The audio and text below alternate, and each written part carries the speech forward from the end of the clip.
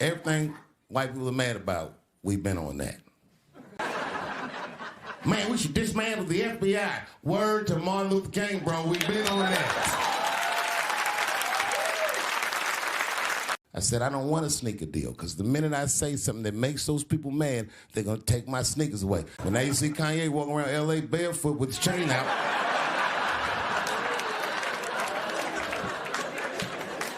I said, put your chain on, nigga. Welcome back.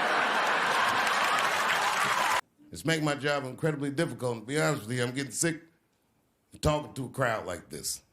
And I hope they don't take anything away from me.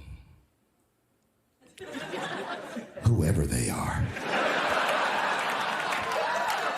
We got a great show tonight. Brooklyn's finest.